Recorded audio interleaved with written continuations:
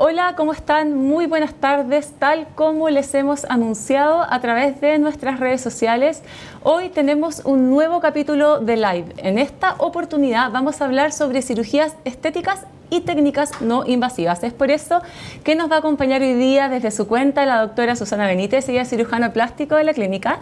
Vamos a esperar algunos segundos a que se conecte. Hola doctora, ¿cómo está? Aquí estás, ¿sí? ¿Cómo está? Bien, ¿y tú? Muy bien también, muchas gracias. Muchas gracias por acompañarnos hoy día en este live. Muchas gracias a ti. Es mi primer live, así que vamos a ver cómo lo hacemos. Sí, vamos a tener una conversación súper interesante, vamos a hacer un repaso de diferentes temas y bueno, y en esta oportunidad estamos con una transmisión simultánea, ¿cierto? Desde la cuenta de la clínica y también desde su cuenta, así que aprovechemos de saludar a todos los que se van a conectar durante esta conversación y bueno, pueden enviarnos las preguntas que quieran, así que comencemos, doctora. Bueno, es un live sobre cirugías estéticas, ¿cierto? Y técnicas no invasivas y me gustaría comenzar preguntándole ¿cuáles son las cirugías estéticas más frecuentes en hombres y en mujeres?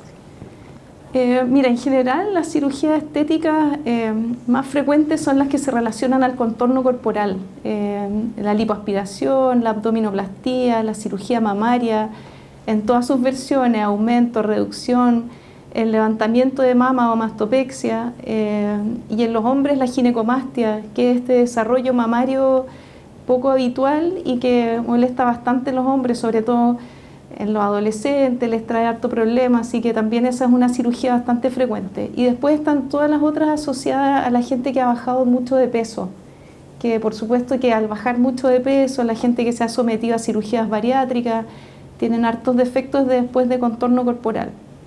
Así Perfecto. Que esas como que son las más habituales, las más frecuentes.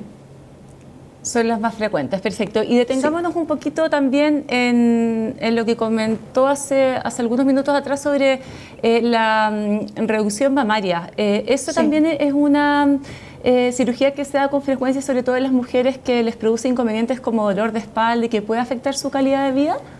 Sí, bastante. Es una condición que muchas veces motiva, la primera consulta no es en cirugía plástica, sino que es en traumatología por justamente lo que mencionaste, de dolores de espalda, dolor de hombro, y se confunde un poco esta sintomatología y muchas veces se atribuye al exceso de tejido mamario y a la hipertrofia mamaria, pero muchas veces no es la causante del dolor de espalda, sino que es una consecuencia de malas posturas, de este exceso de peso, pero lo que yo siempre le trato de transmitir a mis pacientes es que muchas veces el exceso de peso no es tanto, sino que es más bien como tratar de disimular, tomar posturas que son viciosas, caminar como con los hombros hacia adelante, agachadas. Entonces como que trae varias consecuencias y que eso se traduce en el dolor de espalda también y de hombro. El peso se traduce más como en la marcación de las tiritas del sostén. Eso sí produce en mujeres que tienen mamas excesivamente grandes o gigantomastia, se llega a marcar el surco del sostén con el peso de las mamas. Claro. Así que sí, es algo que produce mucha incomodidad, dificultad para hacer deporte, sobre todo, por ejemplo, cosas que involucran correr, el efecto del rebote es siempre muy molesto en las pacientes con hipertrofia mamaria. ¿Y cómo les cambia la calidad de vida a estas pacientes, doctora? Bueno, esa es la gracia, cuando esto produce una alteración en la calidad de vida y dejan de hacer deporte, por ejemplo, o andan con este tema como de mucha vergüenza y con dificultad para vestirse, que no se atreven a poner ciertas blusas, poleras, vestidos, empieza a afectar de a poco, como que no es algo que es violento y que dicen ya estoy muy mal por esto, sino que es algo que empieza como de a poquitito, y claro, empieza a producir cierta retracción social, introversión, a veces timidez. Entonces todas esas cosas van afectando la calidad de vida, muchas veces sin darse cuenta. Y uno se da cuenta después cuando vuelven a la consulta postoperatorio en los controles y con ropa nueva, con otra carita. Es súper reconfortante ver eso. De todas maneras. Claro, es impresionante cómo cirugías de este tipo tienen un impacto muy positivo en la calidad de vida de muchas pacientes. Sí, y a veces eso como que no se manifiesta o no se traduce en una cosa como en enfermedades, por ejemplo, que son graves, que tienen riesgo vital. La cirugía estética tiene como ese inconveniente o ese sesgo de que como no es algo que te va a producir una enfermedad grave, sino que solo te va a alterar la calidad de vida, entonces muchas veces es poco entendible. Pero personalmente las pacientes sí son las que más lo notan y claro, se nota en un ánimo diferente, en una manera de enfrentar la vida diferente, lo que conversábamos recién. Por ejemplo, muchas niñitas adolescentes que se sienten súper tímidas en el colegio, no se atreven a hacer deporte, como que reviven con este tipo de cosas. Y claro, es como difícil a veces que lo manifiesten, pero cuando lo logran manifestar y ubicar el problema y nosotros podemos ayudar en solucionar eso, es muy gratificante y es muy bonito ver el resultado después. ¿Y el postoperatorio de esta cirugía, doctora, es muy complejo? ¿En qué consiste? ¿Cuáles son los cuidados que se deben tener? Sí, bueno, no es tan complejo, pero sí hay que tener algunas precauciones bastante... hay que ser como bien Mateo en eso. En el fondo, lo principal es no hacer fuerza y tener como la tranquilidad de hacer un postoperatorio tranquilo. O sea, valga la redundancia, pero la idea es tener como una vida lo más normal posible, o sea, levantarse, caminar, pero no tener que hacer fuerza. Por ejemplo, típicas mamás con guaguitas chicas o niños más chicos que, no sé, 4 o 5 años que andan corriendo detrás de sus hijos, bueno, eso hay que tomárselo con calma y está bien, uno puede caminar, pueden, no sé, levantarse al baño, levantarse a comer, no es necesario hacer un reposo absoluto, pero claro, hay que dejar de hacer ejercicio, deporte, por unas 6 a 8 semanas y de a poquitito ir reintegrándose a la vida normal. Pero las primeras semanas, claro, no hay que manejar, hay que cuidarse bastante para tratar de evitar al máximo las complicaciones. Finalmente es una cirugía grande, si bien no afecta ningún órgano vital, sí te dificulta un poco el movimiento. Es una cirugía que no es tan dolorosa, pero obviamente que produce molestia y duele, hay que tomar analgésico y hay que tener esas precauciones básicamente de no hacer fuerza. Eso es como lo más importante. Lo más importante, claro. Sí. Doctora, y también me gustaría que nos detuviéramos algunos minutos en la abdominoplastía, ¿sí? Que puede ser una cirugía que quizás se da con frecuencia en pacientes que tuvieron una cirugía bariátrica, que bajaron bastante de peso, o también en mujeres luego de los embarazos. ¿Cuáles son ese tipo de procedimientos y en qué consisten? Bueno, la abdominoplastía es una cirugía que corrige no solo el exceso graso o la guatita en delantal, sino que además corrige la pared abdominal. Entonces ayuda a, cuando uno ve estos defectos en el abdomen, que es como un globito que se forma, también la abdominoplastía va a ir a corregir eso. Y eso se corrige suturando o juntando mediante puntos que se ponen por debajo de la piel, directo sobre la pared abdominal. Entonces se hace una especie como que se amarran los músculos rectoabdominales en la línea media y eso le da como una firmeza a la pared abdominal para corregir ese abombamiento que se produce. Entonces la abdominoplastía corrige eso y además elimina todo este exceso de grasita, de piel que está como colgando específicamente por debajo del ombligo. Entonces, toda esa laxitud, todo ese exceso de piel, toda esa piel que está suelta, que no tiene esta capacidad de retraerse, independiente que uno baje o no baje de peso, esa piel se remueve, se saca, se reseca. Y en los pacientes que han sido sometidos a cirugía bariátrica, esa piel queda exuberante. Entonces se produce lo que se conoce comúnmente como guatita en delantal o abdomen en delantal. Y eso es lo que se corrige con la abdominoplastía. Toda esta piel y todo este tejido que queda como un excedente y colgando y suelto.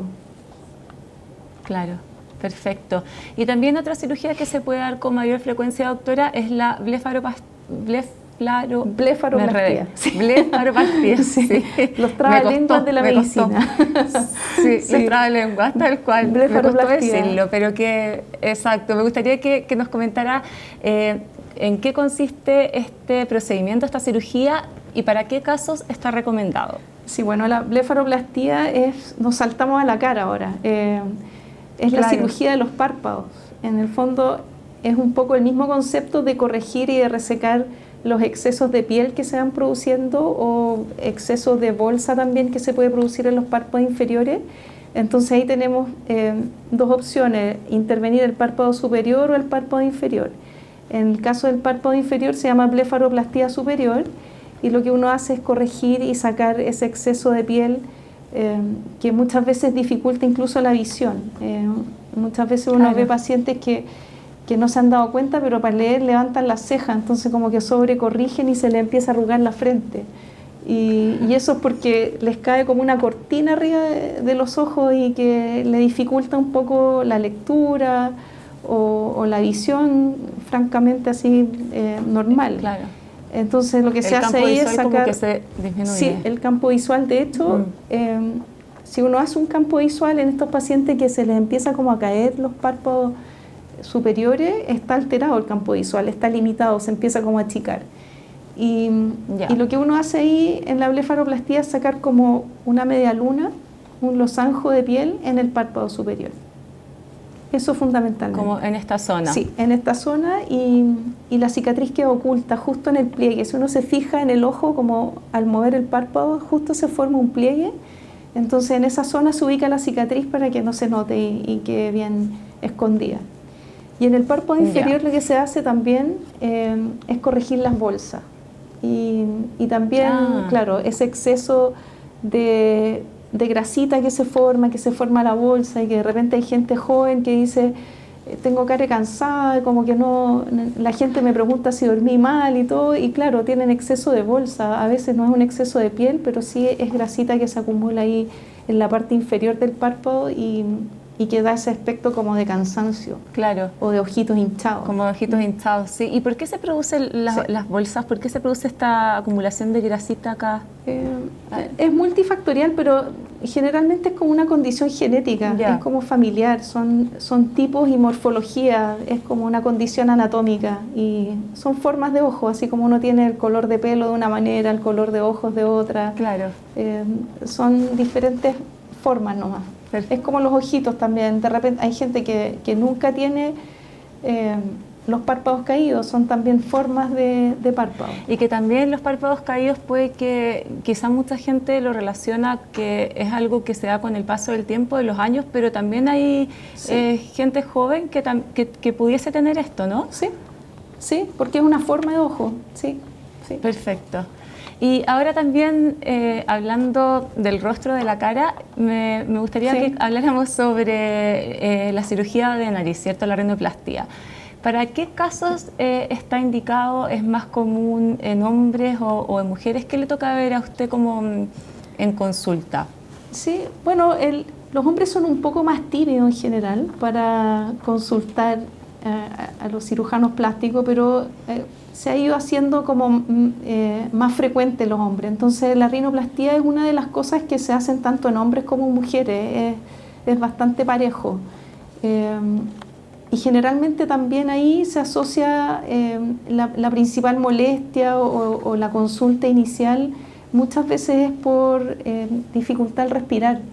Entonces pequeñas desviaciones del tabique además se acompañan de alguna alteración estética y se aprovechan las dos cosas y se hace como las dos cosas en uno y ahí entra una de las cosas que a mí me gusta mucho de nuestra especialidad, que es el trabajo multidisciplinario. Entonces a veces hay gente que trabaja más solos, otros como más en conjunto, pero a mí puntualmente y personalmente me gusta mucho el trabajo en equipo y creo que es fundamental y es importante y es un plus operar con otorrino, por ejemplo, y que los otorrinos operen la parte funcional de la nariz y nosotros los cirujanos plásticos hagamos la parte estética y muchas veces las dos cosas se pueden combinar y se hacen en una sola cirugía.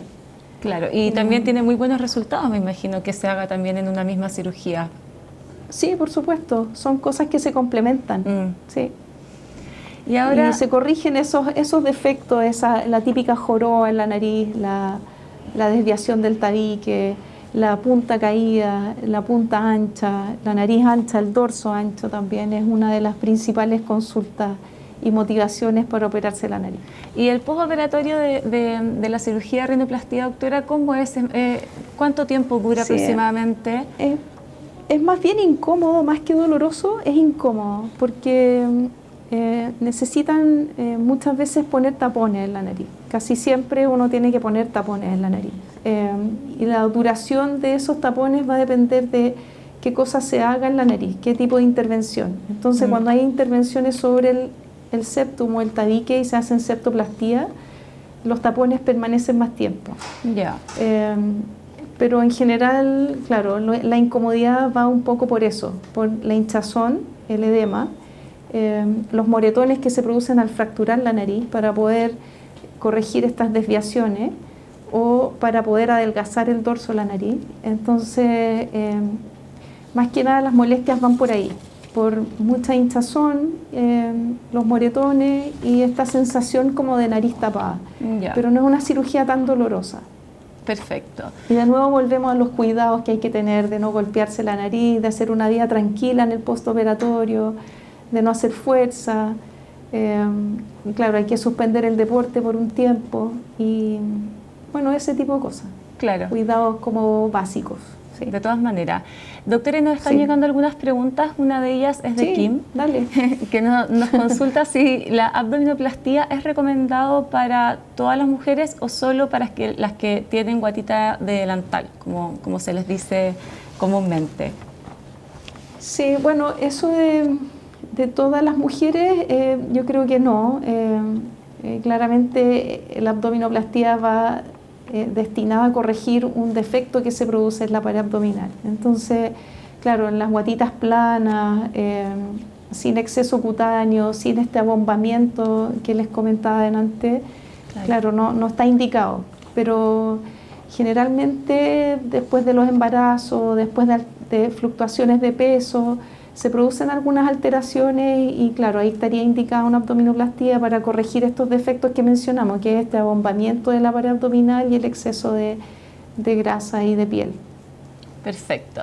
Y nos siguen llegando otras preguntas. Esta pregunta que le voy a hacer ahora es de Dani y nos consultan cuánto tiempo se deshincha la punta nasal y también nos agradece poder tocar este tema.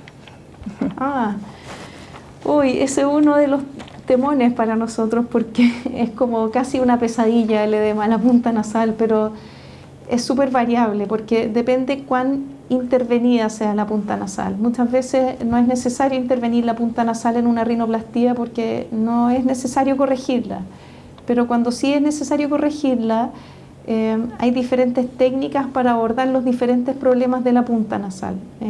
Muchas veces solo requiere resección de cartílago sin injerto, pero otras veces hay que poner injerto. O sea, hay que poner además algún tipo de suplemento de alguna manera con cartílago y para poder lograr una mejor proyección de la punta o mejor definición o darle estabilidad. Entonces, cuando uno interviene un poco más la punta nasal, obviamente va a tener más edema y ese edema va a durar más.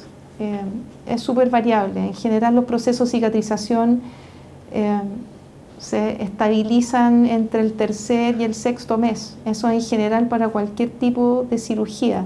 En la punta nasal a veces se demora un año, pero claro, habitualmente el primer mes siempre es el que tiene más edema y a partir del primer mes empieza a disminuir un poquitito. Perfecto. Doctora, ¿y cómo cambia el autoestima de quienes se someten a este tipo de cirugías plásticas de las que hemos conversado? Sí. ¿Y desde qué edad es recomendable hacer un cambio mayor como el que estamos conversando ahora?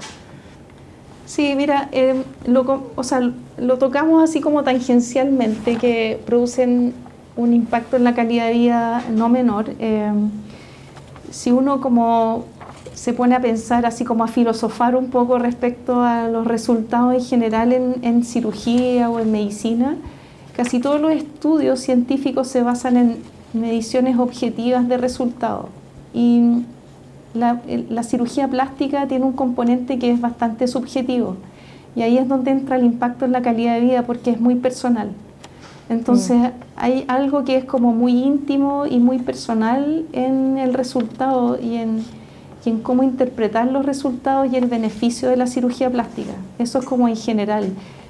Muchas veces la gente es muy tímida respecto a defectos o a condiciones de la imagen corporal y la autopercepción que no los manifiesta mucho. Entonces, a veces es difícil medir eso, pero han surgido estudios de impacto en calidad de vida que se basan en el impacto que tiene desde el punto de vista del paciente. Entonces, el paciente relata un poco cuál es el impacto que ha tenido y se miden muchos aspectos, y esos son los estudios cualitativos.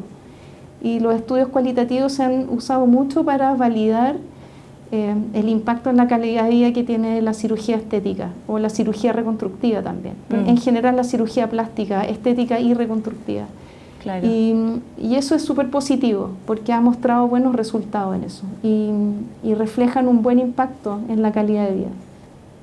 Pero eso es muy personal también. Entonces, a veces es difícil evaluarlo de una manera muy objetiva y estos estudios cualitativos desde el punto de vista de los pacientes ha sido la manera como más objetiva de evaluar estos resultados. Claro. Y hablando también de reconstrucción, que tocó un tema importante, es la reconstrucción mamaria, ¿cierto? Que son cirugías que también han realizado en la clínica a diversos pacientes, entre ellos a una lista de mujeres que han estado en listas de espera, ¿cierto?, para esta cirugía.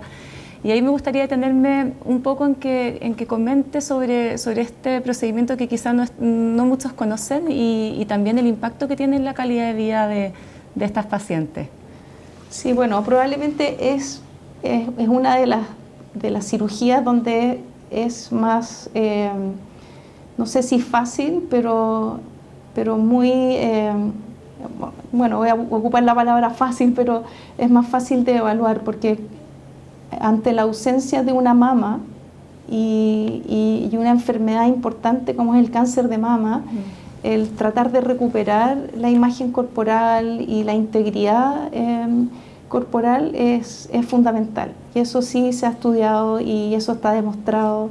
Y hay múltiples estudios en muchos países del mundo que sí la cirugía de reconstrucción mamaria es fundamental en la recuperación después de haber sufrido un cáncer de mama. Yo siempre les digo a mis pacientes que afortunadamente a nosotros nos toca como la parte como más feliz dentro de todo este proceso, que es bien traumático. Entonces cuando llegan a la primera consulta yo les trato de explicar todas las opciones, pero probablemente como que no le toman el peso o no logran captar todas las posibilidades de reconstrucción mamaria, porque claro, en ese momento están impactadas con la noticia del cáncer. Pero en la medida que va pasando el miedo y ese impacto inicial del cáncer de mama y todo el tratamiento y todo lo que significa, empieza a aparecer esto de las secuelas. Y eso en cirugía reconstructiva también es fundamental. Las secuelas que deja un accidente, una quemadura o un cáncer son importantes. Entonces, cuando pasa esa primera etapa de tratamiento, después viene todo el impacto de las secuelas.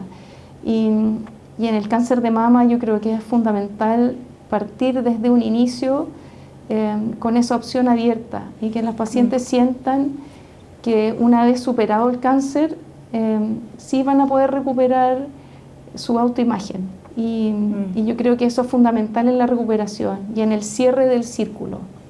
Siempre, claro, existe un símbolo en el cáncer de mama que es una cintita rosada, y en el día de la celebración mundial de la reconstrucción mamaria, el símbolo se cierra abajo, como que la cintita la cierran abajo. Y claro, porque la reconstrucción mamaria ayuda mucho a cerrar el círculo y a poder continuar con la vida, no igual, porque obviamente que ha habido un cambio, pero de la mejor manera posible.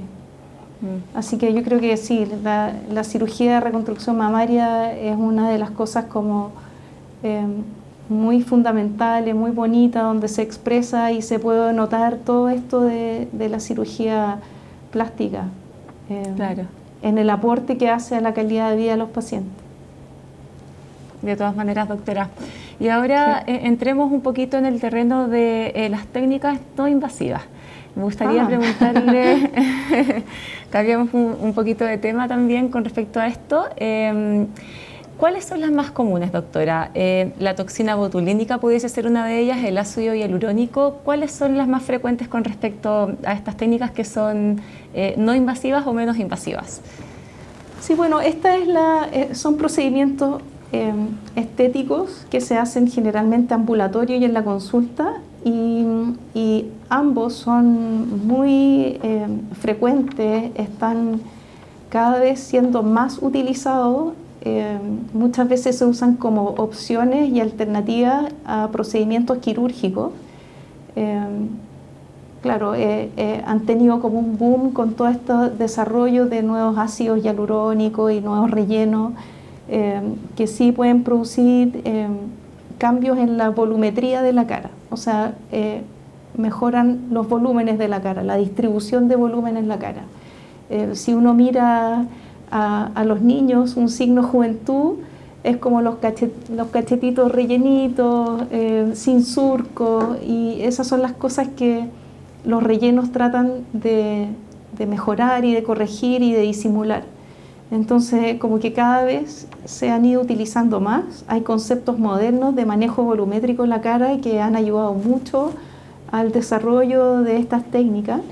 Y esto de que sean procedimientos más sencillos que se puedan hacer en la consulta y que los pacientes se van a la casa terminado el procedimiento también ayuda mucho. Y sí, se usan bastante cada vez más, y también cada vez más hay gente joven como un concepto de prevenir, de prevención de ciertas cosas. Por ejemplo, la toxina botulínica en pacientes como yo, así miope, que hago todo el día así, que no estoy enojada, pero que no veo. Entonces poner Botox en el ceño fruncido es un signo, o sea, es algo que te ayuda a no tener esa cara de enojada. Y eso se puede usar desde joven y ayuda harto, sí, a que no se forme después el surco. Claro, ¿y desde qué edad pudiese ser recomendable, doctora, la toxina botulínica? Depende hay gente que tiene pieles que son mucho más frágiles, como craqueladas, y que tienen arruguitas finitas y que uno puede partir un poco más joven, y hay otros que nunca tienen arrugas hasta los 100 años, como mi abuelita, que no tiene arrugas. Entonces, esa piel es súper variable. Claro. Sí, es súper variable, como que depende mucho de cada persona. Entonces, es importante tener una buena evaluación y muchas veces tener como un plan de tratamiento. Y eso, claro, va a depender de cada persona y cuánto le moleste. Hay gente que no le molesta nada, otros que sí. Entonces, como que un poco hay que ir adecuando todas estas terapias de acuerdo a las necesidades personales también. Exactamente. Y bueno, y la toxina botulínica, ¿cómo se administra? ¿Se puede poner en cualquier zona del rostro? La toxina botulínica generalmente se usa para el tercio superior, o sea, de los ojos para arriba, frente, las patitas de gallo, el entrecejo, fundamentalmente esa zona. ¿Y el ácido hialurónico, en qué zonas de la cara también se utiliza? Sí, el ácido hialurónico se usa más en todo el resto de la cara. La diferencia entre la toxina y el ácido hialurónico, que a veces lo confunden, bueno, voy a aclarar un poco que el Botox, que es como el término más utilizado, es una marca comercial, por eso estamos hablando de toxina botulínica, porque el producto es toxina botulínica, que produce una parálisis en la musculatura y por eso evita esta gesticulación excesiva y la formación de las arrugas. Entonces, la toxina botulínica se usa para evitar esas como arruguitas en exceso, ¿ya? Al evitar el movimiento o disminuirlo. Y el ácido hialurónico tiene otro concepto, es para rellenar. Entonces son cosas diferentes. Si aparece un surco, se utiliza más el ácido hialurónico. Si uno quiere proyectar, por ejemplo, ciertos volúmenes de la cara, como por ejemplo lograr aumentar la proyección del tercio medio, como la prominencia malar aquí, las mejillas, también, que es un signo como de juventud, también se usan los rellenos. Perfecto. También se usa para definir cierta zona. Por ejemplo, hay gente que, sobre todo, no sé, la masculinización de la cara, que está como también muy en boga, se acentúan los ángulos de la cara. Y, por ejemplo, se puede poner relleno en el contorno de la mandíbula para lograr una cara un poquito más cuadrada. Y eso, para esas cosas se utiliza el ácido hialurónico, más que nada para el manejo de volumen de la cara. ¿Y por qué han sido un boom en este último tiempo? Cada vez se usan más estas técnicas. Bueno, se ha hablado harto del efecto de la pandemia sobre el aumento de los rellenos y la toxina, justamente por estas cosas. Entonces, no sé, el estar frente a las pantallas, la gente se ve, se mira más, y ha tenido como un efecto bien como impulsor de este tipo de terapia. Y como te decía, lo otro que ayuda a favorecer esto es que son técnicas que son poco invasivas, y la gente se va de alta, o sea, no necesitan hospitalizarse, sino que van a la consulta, se hace el procedimiento y se pueden ir a la casa en forma inmediata casi. Claro, y una vez que se realizan estas técnicas, ¿cada cuánto tiempo se deben hacer? ¿Debe haber una mantención sí, lo ideal es que con respecto a eso? Sí, lo ideal es que sí. La toxina en general dura entre 4 o 6 meses, así que lo ideal, claro, es si se quiere lograr evitar o prevenir que se produzcan las arruguitas, los surcos, que se marquen ciertas arrugas que no son deseables. Claro, hay que volver cada cierto tiempo y tener una cierta rutina.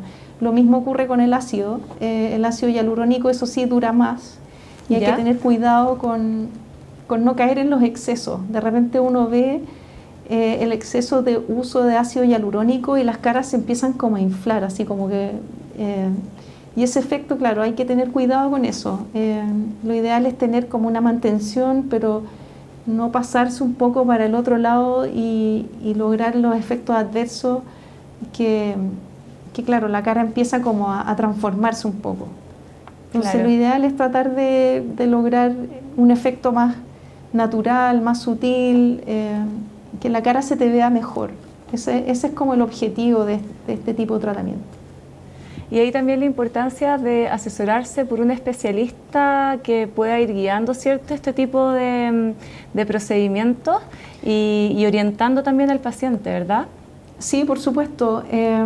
Bueno, nosotros en la Sociedad Chilena de Cirugía Plástica siempre hemos tratado de impulsar esto de la seguridad, de todos los procedimientos en general, procedimientos de cirugía plástica, tanto invasivos como no invasivos, los procedimientos quirúrgicos, y siempre tratar de hacerlos en un setting adecuado. O sea, en el fondo, ¿cuál ha sido el propósito, la intención de esta campaña que hemos de alguna manera desarrollado en la Sociedad Chilena de Cirugía Plástica? Es que exista cierto grado de seguridad en la atención de los pacientes, que finalmente es nuestro propósito. Nosotros somos médicos, siempre vamos a estar preocupados de la salud de los pacientes, de su integridad y que corran el menos riesgo posible. Finalmente lo que estábamos hablando ahora, especialmente la cirugía plástica, nuestro objetivo es mejorar la calidad de vida de los pacientes, tener un beneficio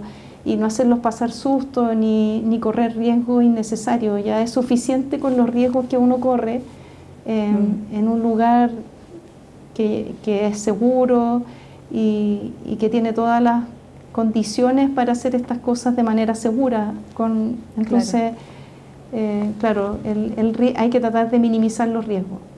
Y ahí, bueno, claro, hay 3 pilares fundamentales en la seguridad. Es el triángulo seguridad, que se basa fundamentalmente en tener un paciente informado que sepa a lo que va, un profesional acreditado y bien formado, y en un lugar o en un centro que también esté acreditado y que cuente con todas las condiciones que permitan hacer esto de manera segura.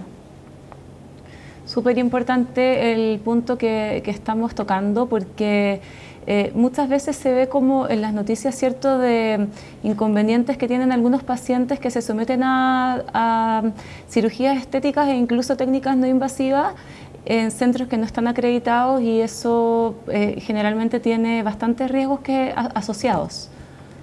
Sí, o sea, lo que pasa es que los centros que no están, o sea, las acreditaciones son por algo. Las acreditaciones las hacen personas que, claro, que tienen conocimientos técnicos, que están con el objetivo principal de cuidar la seguridad de los pacientes y pasan por todo un proceso. Y claro, esa acreditación se da en base a todo ese proceso y se fijan en todos los detalles. Hay inspectores que se dedican a esto, está el ministerio detrás. Entonces, son cosas muy importantes para cuidar la seguridad y cuidar bien a los pacientes, que finalmente es como nuestro deber y nuestra labor. Claro. Sí. Doctora, bueno, muy interesante la conversación que tuvimos hoy día con respecto a este tema. Nos llegaron varias preguntas y también muchas felicitaciones a usted, que se las quiero transmitir. Incluso nos llegaron unos saludos ahí de México, así que no solamente nos vieron acá. Sí. Qué buena.